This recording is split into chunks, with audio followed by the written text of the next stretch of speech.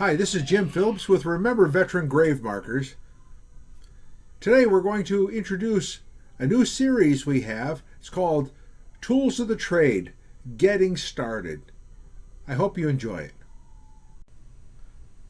Hello everyone, this is Jim Phillips with Remember Veteran Grave Markers, Getting Started, Tools of the Trade.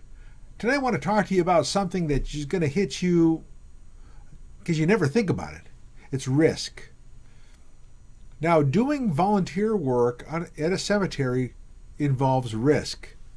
Some of that is performance risk of cleaning the stone. The other one is just general risk of damaging something. So you want to be able to make sure that you mitigate your risk by being attentive to what you do. And Remember Veteran Grave Markers, we focus on a standard orthodoxy on cleaning a headstone.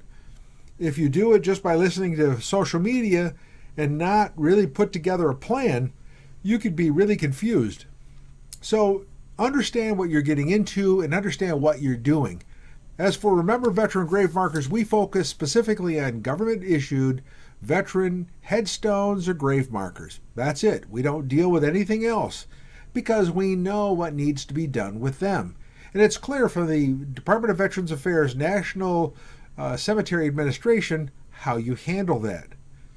Anything above that or outside of the scope of that involves risk.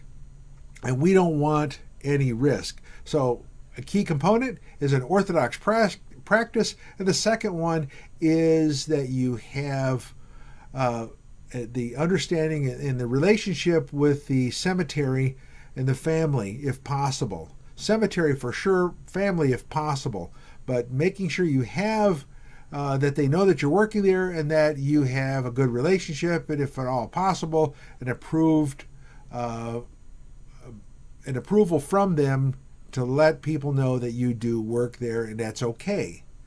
Also, final thing is that you understand the scope of work, so you only do that which you can do. Anything outside of that scope, you need to refer to others. So do what you could do well. Or as Clint Eastwood would say, is a man's got to know his limitations. Know your limitations and what you can do. This is Jim Phillips with Remember Veteran Grave Markers as part of the Tools of the Trade Getting Started series. Until next time.